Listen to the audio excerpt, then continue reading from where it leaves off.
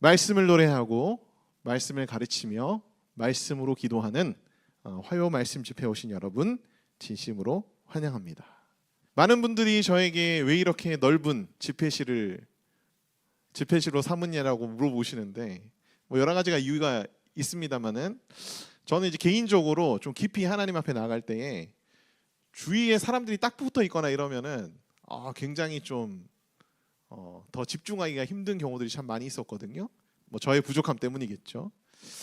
공간이 넓기 때문에 여러분 자유롭게 또 여러분들이 기도하시며 찬양하실 때에 또 흩어지셔서 하나님과 깊이 독대하시는 건 여러분 되시기를 바랍니다. 아멘. 언젠가 이렇게 넓은 자리에서 예배 드리지 못할 때가 올 겁니다. 하나님께서 또 그런 축복 허락해 주시기를 소망합니다. 자, 우리 오늘 함께 나눌 말씀 본문은요, 이사야서 29장 1절부터 30장 7절까지의 말씀입니다. 패역한 자들을 새롭게 하시는, 패역한 자들을 변화시키시는 여호와 하나님이라는 제목으로 오늘 이사야서 말씀을 함께 우리가 공부해 보도록 하겠습니다. 네, 이사야서 전체 구조에 대해서 지난 시간에 말씀을 드렸는데 오늘도 여러분들이 한번 보시면서 말씀을 함께 나가면 좋을 것 같습니다. 자, 29장 1절부터 우리가 함께 좀 말씀을 보면서 어떤 또 말씀의 의미들이 있는지 이 시간 함께 좀 살펴보기를 소망합니다. 자, 1절 슬프다 아리엘이여 다윗이 진친 성읍이여 해마다 절기가 도래오려니와 내가 이스라엘을 괴롭게 하리니 그가 슬퍼하고 애곡하며 내게 아리엘과 같이 되리라.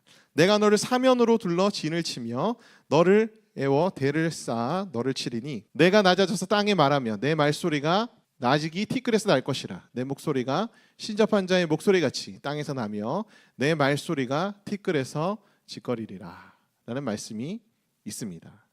자, 이 29장 말씀은 아리엘이라고 지칭되는 그런 자들을 향해서 하나님의 권면의 메시지가 담겨져 있는 그런 말씀이에요. 그래서 아리엘은 과연 누구를 지칭하는 걸까? 우리가 그거부터 함께 살펴보면 좋겠는데요. 1절 말씀에 보면 아리엘이여 하면서 다윗이 진친 성읍이여 라는 말씀이 나옵니다. 그리고 뒤에 8절 말씀에 보면은 시온산에 대한 또 말씀이 나오거든요. 그래서 이 아리엘은 결국 누구를 의미하냐 하면은 바로 예루살렘을 의미한다. 남유다 왕국의 수도죠. 성읍이죠. 예루살렘 성읍을 의미하고 결론적으로는 남유다 왕국 전체 백성들을 이제 의미하는 그런 단어라고 볼 수도 있겠습니다. 그렇다면 이 성경 말씀이 왜 하나님께서 예루살렘을 굳이 아리엘이라는 표현을 써서 지금 이렇게 적은 것일까? 이 아리엘이라는 단어는 이제 어떤 의미를 가지고 있는 단어냐면 첫 번째로는 아리가 이제 라이언, 사자죠. 사자, 엘이 하나님을 뜻하는 단어인데 이 두 단어가 붙여져서 하나님의 사자를 의미하는 그런 단어로서 이제 아리엘이라는 단어가 쓰여졌다라고 얘기합니다. 남유다 왕국의 왕조의 지파가 여러분 무슨 지파예요? 바로 이제 유다 지파죠. 야곱의 이제 네 번째 아들인데 이 야곱의 네 번째 아들에 대해서는 이제 성경 말씀에 창세기 49장 9절에 보면은 이제 사자라고 지칭됩니다. 그래서 유다 지파를 보통 이제 사자라는 표현으로 많이 쓰거든요. 그래서 이 남유다 왕국에 대한 또 말씀이기 때문에 그래서 예루살렘을 또 남유다 왕국의 그런 사람들을 이제 아리엘이라고 그렇게 표현한 것이다라는 해석자의 견해들이 있습니다. 맞는 것 같아요. 또 하나의 의미는 뭐냐면 이 아리엘이라는 단어는 이제 번제단이라는 그런 의미도 있습니다. 번제단은 예루살렘의 성전에 있었잖아요. 그래서 이 번제단이라는 상징이 또 어떤 의미가 있냐면 하나님만을 섬기며 하나님께 이제 예배드리는 제사드리는 그런 나라, 그런 예루살렘을 이제 의미하기 때문에 이 남유다 왕국에 대한 하나님의 말씀들을 얘기하면서 예루살렘 성읍을 위시한 이 남유다 왕국 전체 사람들에 대해서 번제단을 의미하는 아리엘이라는 표현을 썼다라는 학자들의 견해도 있습니다. 둘 다 우리가 충분히 수용할 수 있는 해석적 견해라고 봅니다. 첫 번째 아리엘이여, 두 번째 아리엘이여라는 이제 표현들이 있는데 첫 번째 아리엘은 이제 하나님의 사자로 보통 보는 견해가 많고요. 두 번째 아리엘은 이제 하나님의 번제단으로 이제 해석하는 그런 경향이 있습니다. 왜냐하면은 2절 말씀에 보면은 내가 아리엘을 괴롭게 하리니 그가 슬퍼하고 애곡하며 내게 하나님에게 아리엘과 같이 되리라라는 표현이 있거든요. 그래서 이제 두 번째 아리엘은 그리고 2절에 나오는 뒤에 아리엘은 번제단. 다시 말하면은 이제 뜨거운 불길로 타오르는 것처럼 너희들이 징계를 받을 것이다라는 그런 의미로 해석하는 학자들의 견해들이 많습니다. 자, 2절 말씀에 보면 1절 말씀 마지막에 보면은 해마다 절기들이 돌아오려니와 2절 말씀에 내가 아리엘을 괴롭게 하리니라는 표현이 있습니다. 그러니까 하나님께서 이 아리엘을 왜 괴롭게 하시는가? 그것도 절기들이 돌아올 때마다 하나님께서 왜 아리엘을 괴롭게 하실까? 예루살렘 성전에서는 이제 절기들마다 종교적인 의식들이 굉장히 많이 치러지잖아요. 뭐 제물도 많이 바치고 거기에 해당되는 여러 가지 형식과 의식들이 이제 진행이 되게 되는데 이제 예루살렘 성전에서 절기들마다 진행되는 이 의식들과 뭐 예배들과 형식들을 바라보시면서 하나님이 그들을 징계하며 그들을 치시겠다고 지금 얘기하고 계신 거예요. 그 이유는 뭐겠습니까? 바로 이 형식들과 이 절기들과 이 의식들이 하나님이 보실 때에는 너무 별로였던 거예요. 너무 하나님이 받기 거북할 정도의 그런 종교적인 의식이었다는 거예요. 형식적이기만 하고 참된 의미는 이제 퇴색돼 버렸기 때문에 이런 어떤 거칠의 형식만을 드리는 남유다 백성들을 향해서 너희가 절기가 될 때마다 나는 너희를 괴롭게 할 거야. 너희를 징계할 거야. 라는 말씀을 하나님께서 이제 하고 계세요. 그러면서 내가 너를 사면으로 둘러 진을 치며 너를 애워 대를 쌓아 너를 치리라 라는 말씀이 있습니다.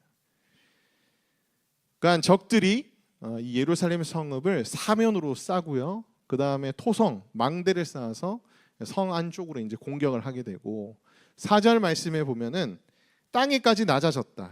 그러니까 남유다 백성들은 예루살렘만은 정복되지 않을 거야라는 그런 마음이 있었지만은 이런 상황들 속에서 땅에까지 낮아지게 된, 겸비하게 되는 비참한 상태로 마음이 낮아져 있는 그런 상태에 갈 것이며 나직이 띠끌에서 날 것이라.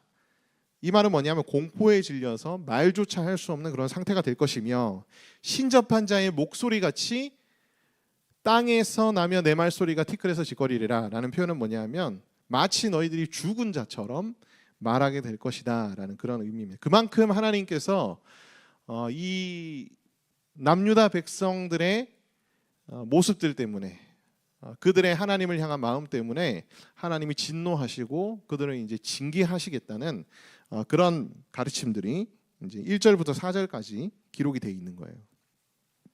그러면서 5절부터 8절에는 아리엘을 향해서 하나님이 구원을 베푸시겠다라는 내용이 기록됩니다. 그러니까 1절부터 4절까지 말씀이랑 반대로 5절부터 8절 말씀이 이제 반전으로 기록이 돼 있죠. 그러니까 1절부터 8절까지의 말씀은 이제 앞으로 9절부터 나오게 될 내용들을 전체적으로 종합하고 있는 그런 말씀이라고 보시면 돼요. 그러니까 하나님께서 예루살렘 남유다 사람들을 향해서 이제 분노하시고 그 다음에 징계하시겠다고 말씀하셨는데 이제 그 내용들이 뒤에 나옵니다. 9절부터 시작해서 또 하나님께서는 그들의 돌이키심을 보고 다시 그들을 구원하시겠다는 내용들이 이제 앞으로 계속 나오거든요. 30장, 31장, 32장 반복적으로 계속 나오는데 이 내용들을 지금 29장 1절부터 8절 사이에서 종합해서 딱 두 섹터로 지금 설명을 하고 있는 거라고 여러분들이 생각하시면 될 것 같아요. 서론입니다. 서론. 자, 그래서 5절부터 8절까지는 아리엘을 향한 이제 구원이 기록이 돼 있습니다. 그럴지라도 너희가 그러한 공격을 당하며 너희가 하나님의 징계를 받는 상태가 될지라도 내 대적의 무리는, 그러니까 이스라엘의 남유다의 대적들이죠. 내 대적의 무리는 세미한 티끌 같겠고 강포한 자의 무리는 날려가는 겨 같으리니 그 일이 순식간에 갑자기 일어날 것이라. 만군의 여호와께서 우레와 지진과 큰 소리와 회오리 바람과 폭풍과 맹렬한 불꽃으로 그들을 징벌하실 것인즉 아리를 치는 열방의 무리, 그러니까 이제 예루살렘을 치는 이제 대적들이죠. 곧 아리엘과 그 요새를 쳐서 그를 공고하게 하는 모든 자는 꿈같이 밤에 환상같이 되리니, 그러니까 남유다를 공격하고 있었고 이제 마지막 남은 성읍 예루살렘을 포위하고 있었던 그 대적들은 야 이제 우리가 드디어 남유다를 정복하는구나 라며 그렇게 막 자축하고 있었는데 그 모든 것이 꿈같이 밤에 환상같이 되어버릴 것이다. 일잔춘몽처럼 마치 그렇게 될 것 같았지만 한순간에 다 물거품이 되는 어떤 그런 상황이 되리니 8절 말씀 줄인 자가 꿈에 먹었을지라도 깨면 그 속은 여전히 비고 목마른 자가 꿈에 마셨을지라도 깨면 곤비하며 그 속에 갈증이 있는 것 같이 시온산을 치는 열방의 무리가 그와 같으리라. 먹은 것 같았는데 실제로 못 먹은 거죠. 비어 있는 거예요. 그러니까 그런 상태같이 너의 대적들이 그런 상태에 머무르게 될 것이다. 이 얘기는 뭐 결론적으로는 하나님께서 풍전등화 같은 지금 남유다의 상황, 예루살렘 성읍의 상황을 하나님께서 하룻밤 만에 어떻게 해주실 것이다? 반전시켜 주시고 그들을 구원해 주실 것이다 라는 그런 말씀드립니다. 결론적으로 이 일이 언제 성취가 되냐면 히스기야 왕 때 아수르 왕 사네립이 군대를 쳐들고 와서 이제 예루살렘 성만 정복하면 되는 그런 상황이었습니다. 남유다가 거의 패망 직전에 이르는 그런 상황이 됐어요. 이때 하룻밤에 하나님께서 아수르 군대 18만 5천 명을 멸절시킵니다. 하룻밤 만에. 그러니까 이 말씀이 그대로 성취되는 그런 내용들이 등장을 하게 되죠. 자, 9절부터는 이제 앞서 서론의 내용들을 지나서 이제 본론에 들어가게 되는데요. 아리엘에 대해서 이제 성경 말씀이 다시 이제 얘기를 하는데 너희가 왜 하나님의 진노를 사서 이제 징계를 받게 됐느냐에 대해서 이제 9절 말씀부터 설명을 하기 시작합니다. 결론적으로는 이제 9절, 10절, 11절, 12절, 13절, 14절까지 말씀 중에 보면은 이 아리엘이 왜 하나님의 분노를 사고 징계를 받게 됐는지에 대해서 이사야 선지자가 어떻게 말하냐 하면은 하나님에게서 너희 마음이 떠났기 때문이다라고 결론적으로 얘기를 해요. 9절 말씀부터 우리가 살펴보겠습니다. 너희는 놀라고 놀라라. 너희는 맹인이 되고 맹인이 되라. 그들의 취함이 포도주로 말미암음이 아니며 그들의 비틀거림이 독주로 말미암음이 아니니라. 대저 여호와께서 깊이 잠들게 한 영을 너희에게 부어주사 너희 눈을 감기셨음이니 그가 선지자들과 너희의 지도자인 선견자들을 덮으셨음이라. 그러니까 놀라고 놀라라라는 말씀이 이제 9절 말씀에 기록이 돼 있죠. 앞에 놀라다는 단어와 뒤에 놀라다는 단어가 원어가 좀 달라요. 그러니까 앞에 놀라다는 단어는 어떤 의미냐면은 뭘 하다가 멈춰버린 거예요. 놀라가지고. 뒤에 놀라다는 어떤 의미냐면은 간담이 서든할 정도의 놀라는 상황을 얘기합니다. 그러니까 비슷한 의미의 단어가 이제 두 개가 반복이 되는 건데 하던 일을 멈추고 서서 소스라치게 놀랄 정도의 그런 놀람을 너희가 경험하게 될 것이고 맹인이 되라 맹인이 되라 이건 두 번인데 강조의 표현이죠. 너희가 완전히 보지 못하는 자들이 되어버릴 것이다 라고 이제 그렇게 말씀하고 있는데요. 자, 이처럼 아리엘이 남유다 백성들이 예루살렘이 놀라고 맹인이 된 이유는 뭐냐? 그들이 포도주로 말미암음이 아니며 그 다음에 독주로 말미암음이 아니다. 우리가 앞서 지난 시간에 살펴봤던 내용들 에브라임에 대해서는 이제 독주와 포도주 때문에 이들이 타락하게 됐다는 내용들을 우리가 살펴봤는데 지금 이제 남유다에 대한 예루살렘에 대한 말씀 속에서는 포도주와 독주 때문이 아니고 더 근원적인 이유가 있는데 그것이 뭐냐 하면 10절 말씀에 대저 여호와께서 깊이 잠들게 하는 영을 너희에게 부어주사 너희의 눈을 감기셨음이니 그가 깊이 잠들게 하는 영이죠. 깊이 잠들게 하는 영이 선지자들과 너희의 지도자인 선견자들을 덮었기 때문에 그래서 너희는 놀랄 수밖에 없고 맹인이 될 수밖에 없게 된 거야 라고 이제 하나님께서 말씀하고 계시는 거예요. 자, 이 10절과 같은 성경의 표현들이 사실 우리로 하여금 굉장히 이게 뭔 말이지? 이해하기 좀 어렵게 만드는 그런 표현인 것 같아요. 여호와께서 깊이 잠들게 하는 영을 너희에게 부어주셔서 너희가 놀라고 맹인이 되어서 하나님의 분노를 사서 징계를 받게 됐다는 지금 얘기잖아요. 그러면은 우리 입장에서는 이게 뭐지? 그러면은 예루살렘에 무슨 잘못이 있으며 남유다 백성들한테 무슨 잘못이 있어? 하나님이 그렇게 만들어가지고 하나님이 그렇게 벌 주신 건데 그건 좀 너무하지 않아? 이제 우리가 이런 질문을 할 수 있는데, 사실 이 부분에 대해서는 이사야 선지자 말씀 속에서 우리가 여러 번 좀 다른 부분에서 다룬 적이 있습니다. 자, 깊이 잠들게 하는 영은요, 바로 이스라엘이 이제 미혹하는 영, 하나님의 백성들을 미혹하고 유혹하는 영들입니다. 그러니까 무슨 영을 지칭하겠어요? 바로 사탄을 얘기하겠죠. 자, 사탄을 너희에게 부어주사, 이제 이런 표현들이 있다 보니까 우리가 조금 이게 무슨 말이지? 라는 생각들이 있는데, 자, 이 말씀에 대해서는 결론적으로 말씀드리면 뭐냐면은, 이런 표현들은 하나님의 주권을 강조하는 표현들입니다. 사탄의 어떤 활동에 대해서 제한을 가하시는 것도 하나님의 주권이고, 사탄이 활동할 수 있도록 내버려 두시는 것도 하나님의 주권에 달려 있는 거예요. 그래서 사탄이 이스라엘 백성, 하나님의 백성들한테 역사에서 마치 부어진 것처럼 된 것은 하나님의 주권에 달려 있는 일은 맞아 라는 일단 전제가 이 표현 속에 깔려 있다고 여러분들이 보시면 되겠습니다. 그러나 너희가 징계받는 원인과 그 책임은 하나님께 있는 게 아니고 누구에게 있다? 바로 사탄과 하나님을 떠난 그들 자신에게 있는 거라고 성경은 항상 말합니다. 왜요? 이미 이 하나님의 백성들, 그러니까 이제 여기에 10절에 나오는 선지자들은 올바른 선지자들이 아닙니다. 올바른 선지자들이 아니고 그 다음에 타락한 지도자들, 이런 지도자들은 이미 전제가 뒤에서 뭐라고 깔려 있냐면은 하나님으로부터 멀리 떠난 자들이에요. 13절 말씀에 보면 주께서 이르시되 이 백성이 입으로는 나를 가까이 하며 입술로는 나를 공경하나 그들의 마음은 내게서 멀리 떠났나니 라는 표현이 있습니다. 그러니까 이미 마음이 하나님으로부터 돌아서서 멀리 떠난 자들이에요. 죄 지으려고 작정한 자들이고 그들의 죄에서 전혀 회개하기를 거부한 자들입니다. 결론적으로 하나님을 버리고 죄악된 길을 가기를 기뻐하는 자들에게는요, 사탄이 마음껏 역사할 수밖에 없고 그 다음에 사탄의 역사가 강할 수밖에 없죠. 그런 사탄의 역사를 하나님께서 어떻게 하셨다는 거예요? 억제하지 않으셨다는 거예요. 죄의 길로 가기를 기뻐하는 자들에게 사탄의 역사가 임하는 것을 하나님이 억제하지 않았다는 표현을 지금 이제 10절 말씀에서는 이렇게 표현하고 있는 겁니다.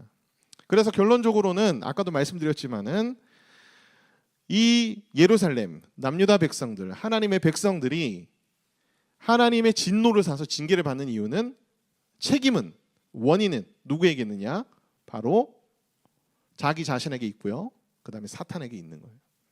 그러니까 우리가 하나님의 주권과 함께 모든 일의 책임과 원인에 대한 부분은 아주 신학적으로 잘 정리하셔서 여러분들이 성경을 보실 필요가 있습니다.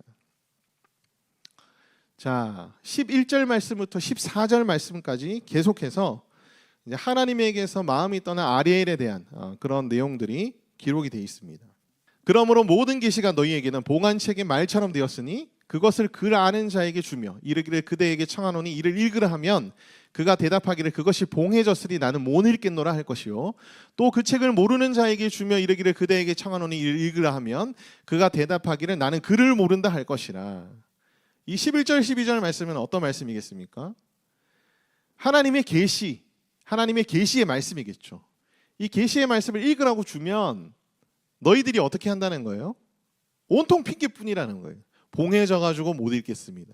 나는 글을 몰라 가지고 못 읽겠습니다. 이제 이런 온통 핑계를 대면서 어떻게 하든지 하나님의 계시의 말씀을 보지 않으려 하고 읽으려 하지 않으려 하고 해석하지 않으려 한다고 하나님께서 말씀하고 있어요.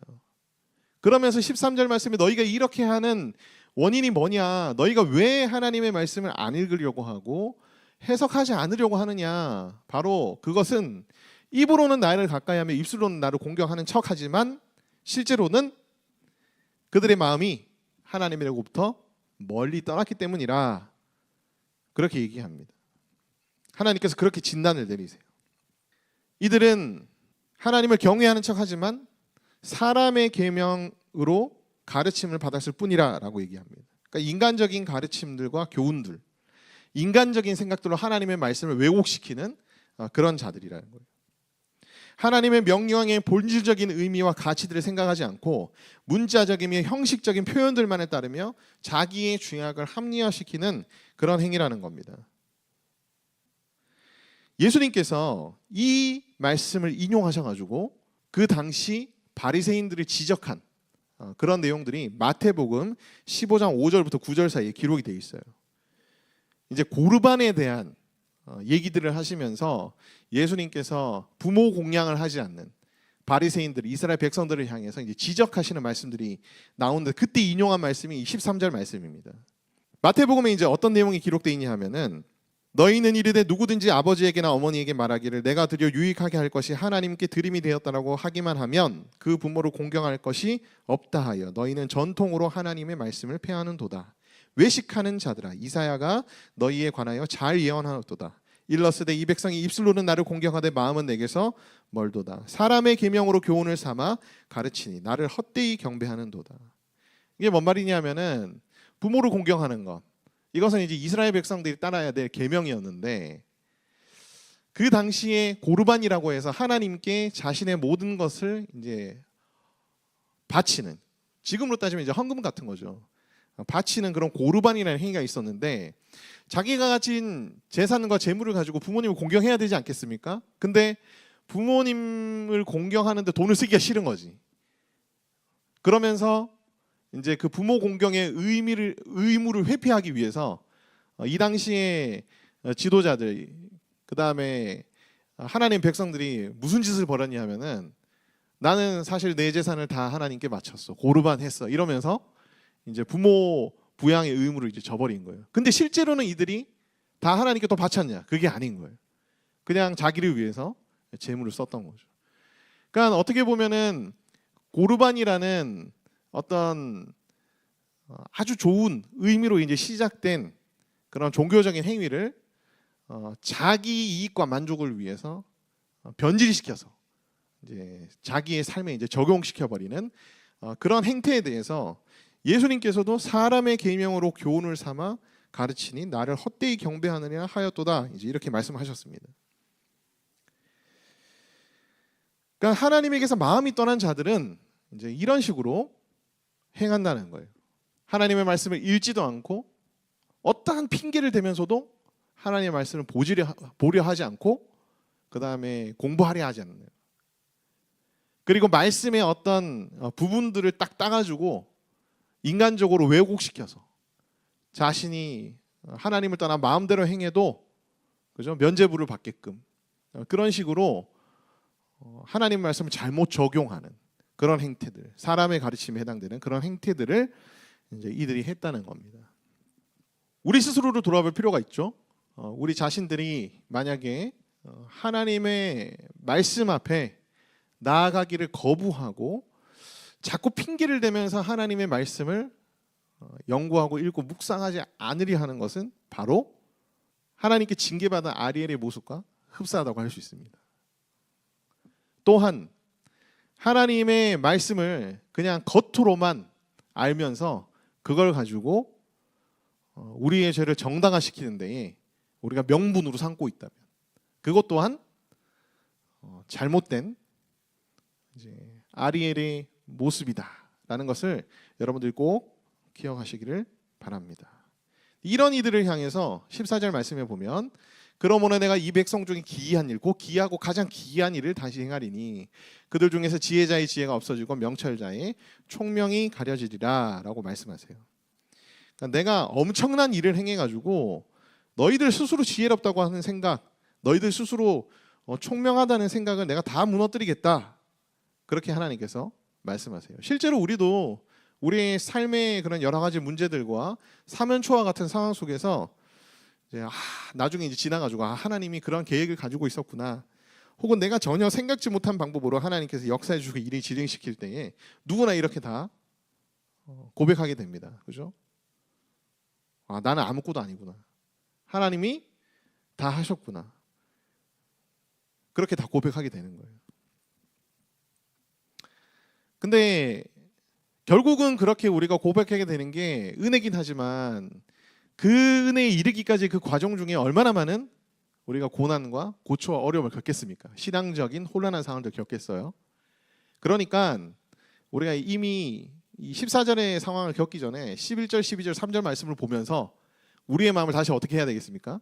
하나님께로 돌이키는 것이 중요해요. 14절까지 가기 전에 14절의 상황에 맞닥뜨리기 전에 우리가 11절, 12절에 13절에 이 모습들이 내 속에 있다면 그때 어떻게 해야 되는 거죠? 돌이켜야 되는 거예요.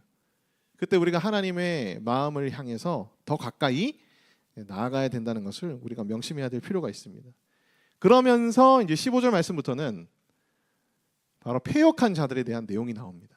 그러니까 계속 이제 여러분들이 이어진다는 것을 볼 수 있겠죠. 1절부터 시작해서 아리엘에 대한 얘기들이 나왔습니다. 이 아리엘은 바로 하나님의 진노를 사서 징계받은 남유다 백성들, 예루살렘을 이제 의미한다고 말씀드렸는데, 이들을 향해서 이제 15절 말씀부터는 뭐라고 말씀하냐면 패역한 자들이라고 얘기를 해요. 패역한 자들. 아마 여러분들이 교회에서 설교 들으면서 많이 들으셨겠지만은 북이스라엘은 어떤 자들이라고 표현합니까? 성경에서는 패역한 자들. 북이스라엘은 배역한 자들이라고 부릅니다. 배역한 자들. 배역. 네, 남유다 백성들은요 패역한 자들이라고 불러요. 배역이라는 것은 진짜 하나님을 어떻게 했다? 그냥 버렸다. 완전히 버렸다. 그리고 다른 신을 그냥 믿고 섬겼다. 이제 이걸 의미하고, 패역이라는 건 좀 다릅니다. 패역이라는 건 하나님을 여전히 믿고 있는 것 같은데 어떻게 믿는 거예요? 겉으로만, 말로만 그렇게 이제 믿고 있는 자들에 대한 표현이 이제 패역이라는 단어인데, 이 패역의 원어적인 의미가 뭐냐면 뒤집어 엎는다는 얘기예요. 그러니까 겉으로 보면은 되게 신앙 좋은 것 같은데 뒤집어 엎으면 엉망진창이라는 거죠. 그러니까 뒤집어 엎어 봤을 때에 완전히 반대다. 그러면은 어떠한 자들이다? 패역한 자들이다. 근데 여러분, 우리는 믿음을 하나님께서 주시고, 그 다음에 예수님을 나의 유일한 구원자로 믿고 따르며 주일 성수도 하고 열심히 신앙생활을 함에도 불구하고 이 패역함이 우리 속에 있겠어요, 없겠어요? 당연히 있죠.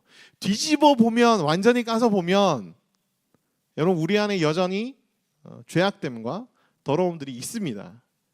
그러니까 이제 이러한 패역함은 정도의 차이는 있겠지만은 여전히 그리스도인이나 불리고 우리 예수님을 유일한 나의 구주로 믿고 있는 자들이 다 가지고 있는 그런 모습이 바로 이제 패역함이다라는 거예요. 그래서 이 15절부터 나오는 내용들 중에 이 패역한 모습들에 대한 특징들, 이런 것들은 이제 여러분들이 유심히 잘 살펴보시고 자기 자신과 좀 비교해 보시면은 아마 또 굉장히 하나님께서 우리에게 주시는 교훈들이 있지 않을까라는 생각이 듭니다. 자, 15절 말씀에 보면 이 패역한 자들이 어떤 자들인가, 어떤 특징들을 가지고 있는가. 첫 번째는 뭐냐 하면은 자기 계획을 여호와께 깊이 숨기려는 자들입니다. 그러니까 이제 자기 계획이란 게 죄를 짓는 게 될 수 있겠죠. 하나님 앞에 이제 죄가 될 수 있는 모든 자신의 계획들인데, 그것을 여호와께 깊이 숨기려 하는 자들이라는 겁니다. 아무도 보지 않는다고 생각해서 은밀하게 범죄하며 회개조차 하지 않는 자들이 바로 이제 여기에 해당되겠죠. 근데 되게 아이러니합니다. 아무도 보지 않을 거라고 생각하면 우리가 범죄하지만 하나님은 다 보고 계신다는 거. 근데 사람들이 아무도 보지 못하면 하나님도 보지 못한다라고 우리는 그렇게 착각하고 있다는 거죠. 두 번째, 이 패역한 자들의 모습은 뭐냐 하면 16절 말씀에 나옵니다. 패역함이 심한 자들인데요. 토기장이를 어찌 진흙같이 여기겠느냐라고 말합니다. 토기장이는 누구예요? 하나님입니다. 근데 하나님을 뭐로 여기는 거예요? 진흙처럼 여기는 거예요. 그러니까 하나님을 하찮게 여긴다는 얘기입니다. 자기 자신보다 못한 존재로 여긴다는 거죠. 내 인생 가장 중요하고 가치 있는 분으로 내가 삼고 있지 않다는 거예요. 이러한 자들의 마음이 바로 패역함이라는 겁니다. 세 번째, 이 패역한 자들의 특징이 뭐냐면 만들어진 자가, 피조된 자가 창조한 자에게 그는 창조자가 아니야라고 얘기하는 거예요. 창조주이시며 유일하신 하나님을 인정하지 않는 겁니다. 그의 능력을 인정하지 않는 것도 이제 여기에 포함이 되겠죠. 우리는 하나님을 전능하신 하나님이라고 맨날 부르지만 하나님께 먼저 간구하지 않습니다. 하나님의 도움을 조금 구하다가 안 되는 것 같아가지고 체념해버리고 하나님의 도움을 더 이상 구하지도 않죠. 뭐 하나님 뭐 백날 기도해봐야 하나님 뭐 응답하지 않으시는데 뭐하러 하나님 앞에 구해 라고 얘기하면서 하나님의 전능하심을 우리가 무시하는 경우들이 참 많죠. 네 번째로 패역함은 어떤 모습이 있냐면은 빚어진 자가 빚은 자의 총명함을 인정하지 않는다는 거예요. 하나님은 모든 지혜의 근원이시고 하나님은 모든 것을 다 알고 계십니다. 근데 빚어진 자가 빚은 자에게 그는 총명하지 않아 라고 얘기하는 거예요. 내 이 지금 상황과 어려움을 타개하기 위해서 하나님 앞에 부르짖고 기도하는 건 어리석은 거야. 성경 말씀을 봐도 의미가 없어. 거기에 무슨 현실적인 대안들이 나와 있어.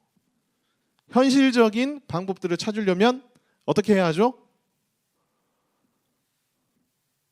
이런 상황들을 겪어본 사람들의 조언을 듣는 게 훨씬 낫고, 그 다음에 나의 생각과 논리와 이성으로 계획하는 것이 훨씬 낫다는 생각을 은연중에 품고 있는 사람들, 그런 사람들이 빚어진 자가 빚은 자에게 그는 총명하지 않다고 얘기하는 자들입니다. 하나님께 묻고 하나님께 기도하며 그의 지혜와 도움을 간구하는 게 무슨 소용이 있냐. 오히려 자기 지혜, 인간적인 경험, 인간적인 지혜에 기대는 것이 훨씬 낫다, 그렇게 얘기하는 자들이 네 번째 패역함에 해당되는 자들입니다. 여러분 이거 보시면은 너무 부끄럽지 않으세요? 저는 제가 너무 이런 사람인 것 같아가지고 이게 낯 뜨거워질 정도였습니다. 낯 뜨거워질 정도. 우리가 이따가 기도하겠지만은 우리가 이런 생각들을 은연중에 품으면서 하나님 앞에 간구하지 않고 하나님의 지혜를 구하지 않았던 우리의 모든 계획들을 우리가 오늘 어떻게 해야 할까요? 일단은 다 중단해야 돼요. 일단은 중단하고 일단 다 초기화를 시켜야 돼요. 멈추고 뭘 해야 되겠습니까? 하나님의 지혜를 구하고 하나님께 묻고 하나님께 방법을 알려달라고 간구하는 가운데에 하나님께서 주시는 지혜와 생각과 마음대로 여러분들이 이제 앞으로 다시 재계획하시고 재설계하셔야 된다는 거예요. 오늘 우리가 이제 기도의 시간 때 그러한 시간들을 가질 예정입니다. 자, 그러면서 제가 이제 패역한 자들 얘기를 하다가 갑자기 뒤에 아직 24절까지 남았는데 30장 1절부터 7절 말씀을 제가 먼저 끌어당겨 왔어요. 왜냐하면은 이제 30장 1절부터 7절 말씀에 이 패역한 자들의 실제적인 사례들이 이제 등장을 하거든요. 아수르가 막 침공해 오기 시작할 때 그런 조짐이 보일 때 히스기야 왕 시대에 히스기야 왕도 그런 결정에 동의를 했고, 그다음에 신하들 중에서도 이제 친애굽파 그런 사람들의 의견이 이제 우세해져가지고 이들이 애굽과 동맹을 맺고 애굽에 의지하려 했습니다. 근데 그런 이들의 행태들에 대해서 성경 말씀에서는 패역한 자들이라 얘기하거든요. 그러면서 너희가 애굽을 의지한 것이, 애굽과 동맹을 맺으려 한 것이 왜 패역한 것이었는지 세부적으로 하나님께서 말씀해 주세요. 그래서 이제 15절 말씀부터 우리가 패역한 자들에 대한 내용들을 하고 있는데 이 실제적인 사례에 대한 얘기들을 우리가 먼저 살펴보는 것이 좀 의미가 있겠다 싶어서 이제 30장 1절부터 7절 말씀을 먼저 보도록 하겠습니다. 자, 여호와께서 이르시되 패역한 자들은 화 있을진저 그들이 계교를 베푸나 나로 말미암지 아니하면 맹약을 맺으나 나의 영으로 말미암지 아니하고 죄의 죄를 더하도다. 그들은 바로의 세력 안에서 스스로 강하려 하며 애굽의 그늘을 피하려 하여 애굽으로 내려갔을 때 나의 입에 묻지 아니하였도다. 그러므로 바로의 세력이 너희에게 수치가 되며 애굽의 그늘의 피함이 너희의 수욕이 될 것이라. 1절부터 3절까지를 먼저 보겠습니다. 자, 1절 2절 말씀에 보면 애굽에게 도움을 요청하고 애굽과 동맹을 맺으려 한 것이 왜 패역함인가에 대해서 아주 세부적으로 하나님께서 지적해주고 계세요. 첫 번째, 나로 말미암지 않고 계교를 베풀었다. 그러니까 우리가 어떠한 상황을 겪게 되면, 어떠한 어려움을 겪게 되면은 우리가 어떻게 합니까? 계교라는 건 뭐냐면 문제들을 해결하기 위해서 방법들을 강구하고 이제 계획하는 것을 계교라고 불러요. 개교라고 부르는데 어떤 상황에 닥치고 우리가 어떤 어려움을 경험하면 우리가 그 문제를 해결하기 위해서 고민하고 방법들을 생각해내고 계획하는 거, 이거 잘못된 거 아니에요. 잘못된 거 아닌데 하나님께서 뭐가 잘못됐느냐, 나로 말미암지 않고라는 단어를 씁니다. 나로 말미암지. 그러니까 하나님으로 말미암지 않고 너희가 방법을 강구하고 계획하고 고민한 것 자체가 바로 너희의 패역함이다 라고 말씀하고 계세요. 두 번째로는 무엇이 패역한 일이냐, 나의 영으로 말미암지 않고 무엇을 맺었다? 맹약을 맺었다. 그러니까 애국과 동맹 체결했다라는 거예요. 애국과 동맹을 체결하는 것이 하나님의 뜻이었으면 애국과 동맹을 맺는 것이 죄가 아닙니다. 패역한 게 아니에요. 근데 하나님은 이미 이스라엘이 출애굽했을 때에 애굽과 다시는 군사적인 도움을 받기 위해서 동맹을 맺지 말라는 명령을 이미 하셨어요. 그게 어디에 나오냐면은 바로 신명기 말씀에 기록되어 있습니다. 신명기 17장 16절 말씀에 기록이 되어 있어요.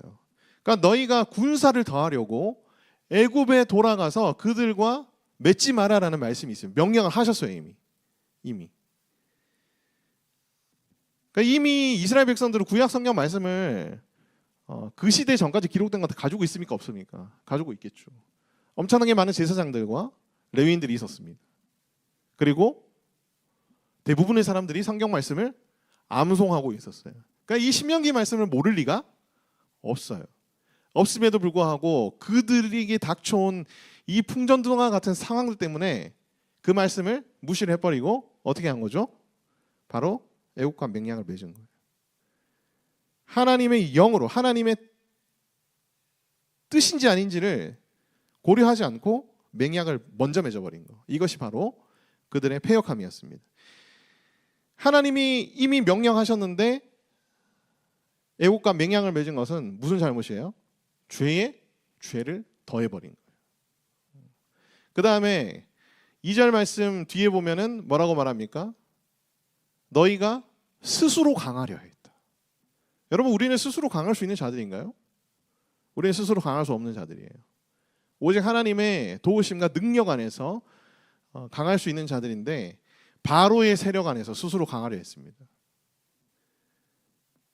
그리고 마지막으로 하나님께서 2절 끝부분에 보면 나의 입에 묻지 아니하였다라는 표현이 나와요.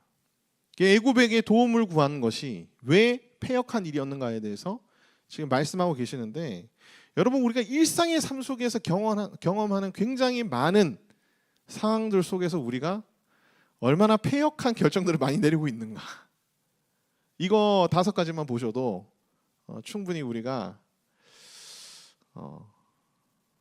엄청나게 많은 시간을 회개할 수밖에 없겠다라는 그런 생각이 듭니다.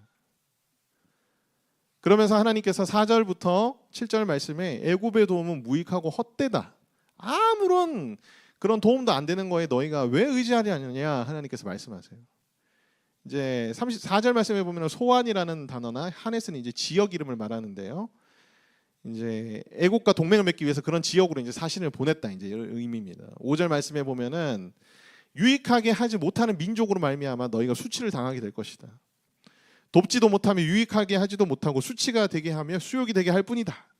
6절 말씀에 보면은 내겝 짐승들에 대한 경고라. 사신들이 그들의 재물을 어린 나귀 등에 싣고 그들의 보물을 낙타 한 장에 얹고 암사자와 수사자와 독사와 및 날아다니는 불뱀이 나오는 위험하고 공고한 땅을 지나 자기에게 무익한 민족에게로 갔으나 애굽의 도움은 헛되고 무익하다. 계속 이제 애굽의 도움은 무익하다라는 표현들이 나옵니다.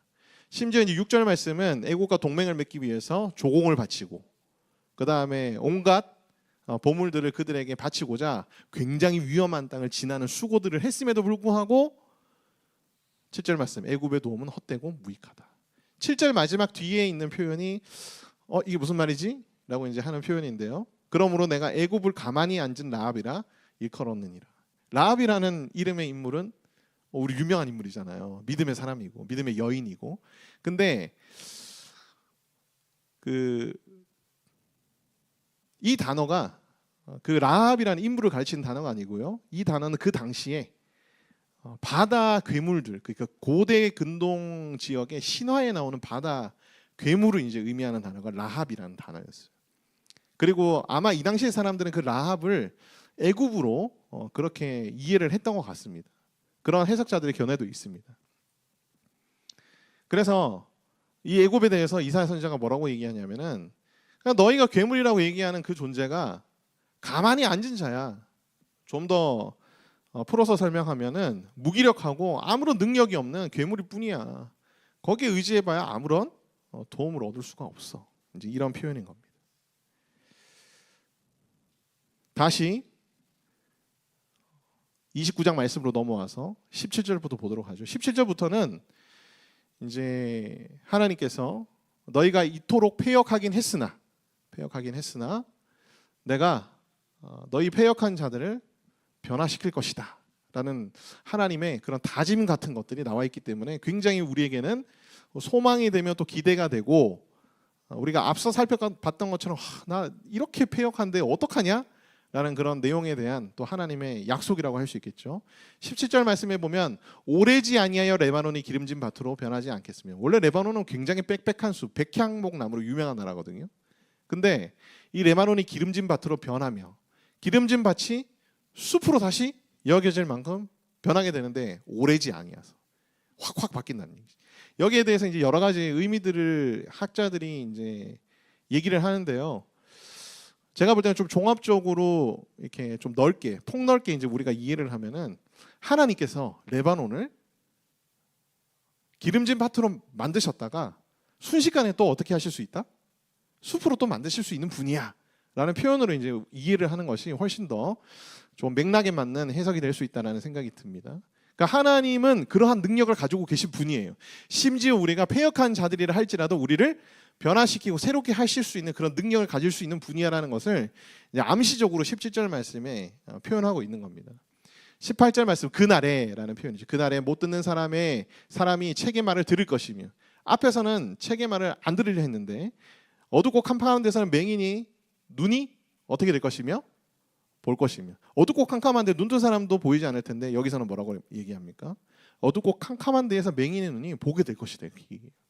겸손한 자에게 여호와로 말미암아 기쁨이 더하겠고, 사람 중 가난한 자가 이스라엘의 거룩하신 이로 말미암아 즐거워하리니, 이는 강포한 자가 소멸되었으며 오만한 자가 그쳤으며 죄악의 기회를 엿보던 자가 다 끊어졌습니다. 그들은 송사로 사람에게 죄를 씌우며 성문에서 판단하는 자들을 올무로 잡듯 하며 헛된 일로 의인을 억울하게 하였는데 그들이 어떻게 된다? 20절 말씀에 소멸되며 그쳤으며 끊어졌다. 이제 이런 표현입니다. 그러니까 하나님께서 이 패역한 자들, 이 패역한 사회를 어떻게 하신다는 거예요? 변화시킨다. 그의 전능하신 능력으로 말미암아 변화시킨다라고 말씀합니다.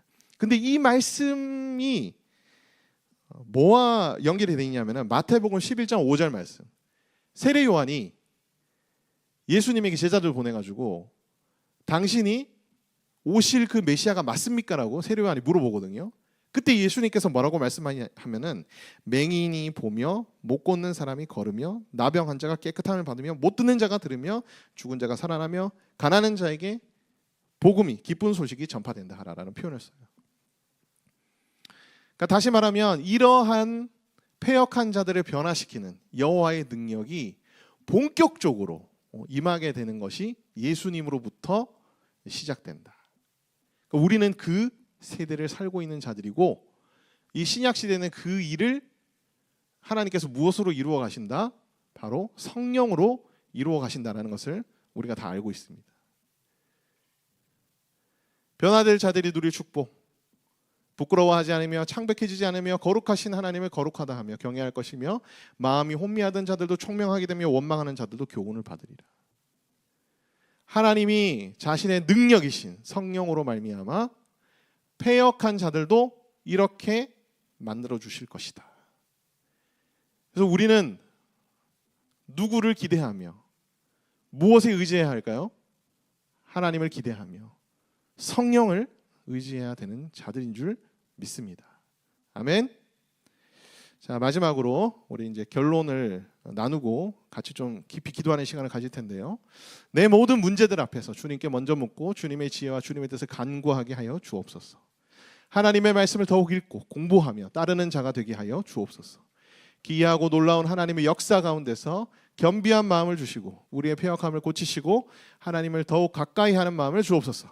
거룩하게 하시고 성장하게 하시는 성령님께서 우리를 새롭게 하여 주옵소서.